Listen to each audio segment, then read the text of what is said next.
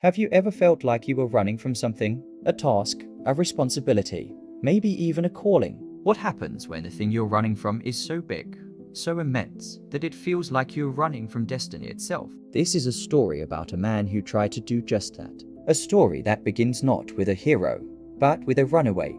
His name was Jonah. God spoke to him, giving him a mission.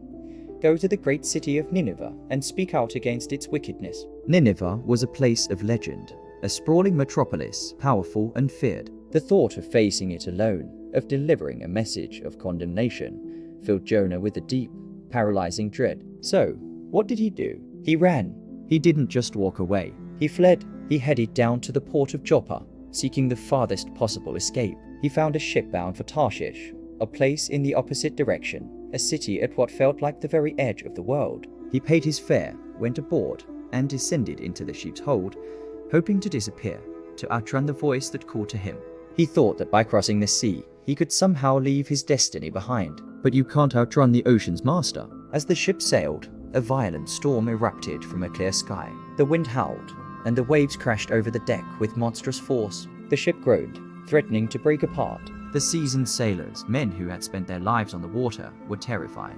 They threw their cargo overboard, desperately trying to lighten the load, praying to their own gods for mercy. And where was Jonah? He was fast asleep in the hold, oblivious to the chaos. The ship's captain found him and shook him awake. "How can you be sleeping?" he cried. "Get up and call on your God. Maybe he will take notice of us so that we will not perish." The sailors, suspecting this was no ordinary storm, decided to cast lots to find out who was responsible for this calamity. The lot fell on Jonah. They surrounded him, demanding answers. "Who are you? What have you done to bring this upon us?" Jonah's secret was out. His escape had failed. He confessed, "I am a Hebrew, and I worship the Lord, the God of heaven, who made the sea and the dry land." He told them he was fleeing from God's presence. When the sailors heard this, their fear turned to awe and terror. They understood the power they were up against. "What should we do to you?"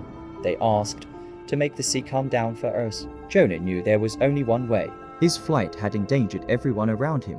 "Pick me up and throw me into the sea," he said, "and it will become calm."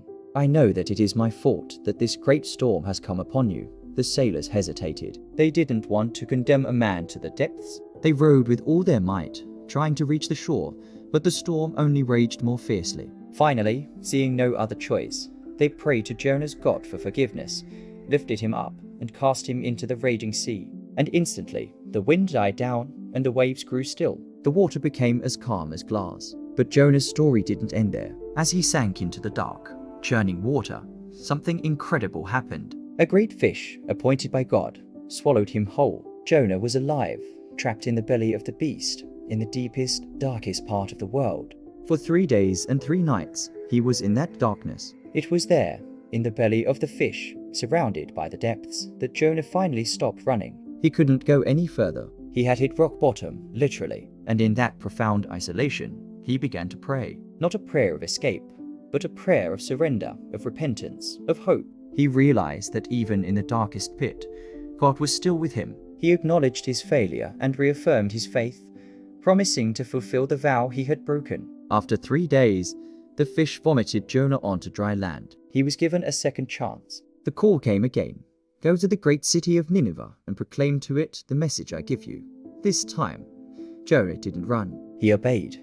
He walked into the heart of that mighty city and delivered the simple, stark message. 40 more days and Nineveh will be overthrown. What happened next was a miracle. The people of Nineveh, from the king on his throne to the lowliest servant, believed him. They declared a fast, put on sackcloth, and turned away from their evil ways.